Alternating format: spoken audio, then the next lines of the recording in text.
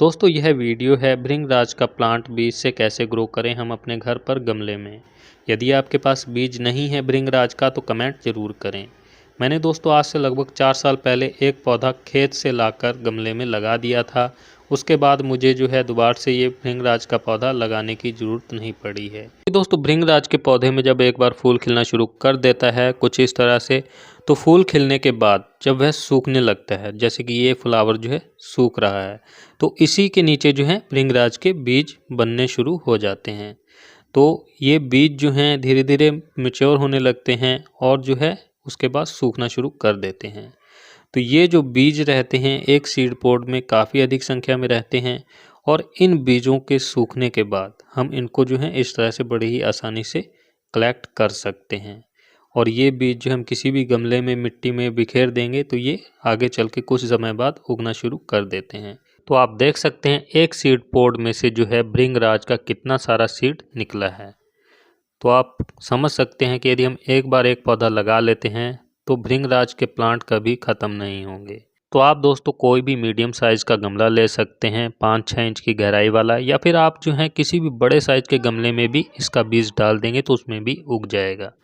मिट्टी की बात करें भृंगराज का प्लांट लगाने के लिए फिर बीज लगाने के लिए, तो ये वही मिट्टी है जो हम अक्सर अपने बड़े प्लांट्स को लगाने में यूज करते हैं, जिसमें हम सैंड, गार्डन सॉइल, कंपोस्ट वगैरह मिक्स करके मिट्टी तैयार करते हैं।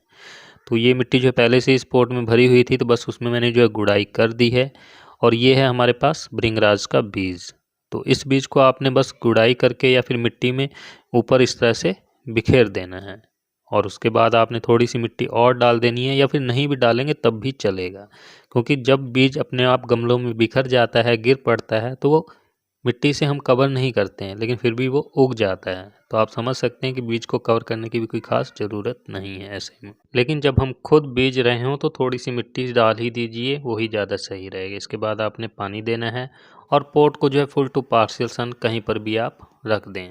तो जो बीज हमने भृंगराज का इस पॉट में दोस्तों डाला था मिट्टी में गुड़ाई करके, मैं शुरू का अपडेट तो नहीं ले पाया हूँ, लेकिन ये आपको लास्ट फाइनल अपडेट सीधे ही मैं दिखा रहा हूँ, क्योंकि दोस्तों ये टॉपिक कोई ख़ास नहीं था, इसलिए मैंने इस पर ज़्यादा फोकस नहीं दिया। तो आप देख सकते हैं बहुत सारे इसमें भृंगराज उग रहे हैं, भृंगराज के प्लांट उग रहे हैं। तो आप एक बार यदि इस तरह से पौधा लाकर किसी भी गमले आदि में लगा देंगे तो उसके बाद इसका बीज अपने आप ही गमलों में गिरता रहेगा। आसपास अगर कोई और भी गमला रखा होगा तो उसमें भी ये भृंगराज का प्लांट उग जाएगा, क्योंकि दोस्तों इसका बीज अपने आप ही सभी गमलों में गिर जाता है, जो भी आसपास गमले रखे होते हैं उनमें पहुंच जाता है। और या फिर आप खुद भी इस तरह से बीज सकते हैं। तो आप देख सकते हैं इस गमले में काफ़ी सारे भृंगराज के प्लांट उगे हुए हैं और हम इनको चाहें तो उखाड़ कर सिंगल सिंगल पॉट में भी लगा सकते हैं। दोस्तों इस वीडियो को लेकर यदि आपके मन में कोई सवाल या सुझाव हो तो कमेंट करिएगा, मैं जितनी जल्दी होगा रिप्लाई देने की कोशिश करूँगा। और आपके पास बीज नहीं है तो कमेंट करिएगा, पॉसिबल हुआ तो मैं आपको बीज फ्री में भेज दूँगा। Thanks for watching, happy gardening.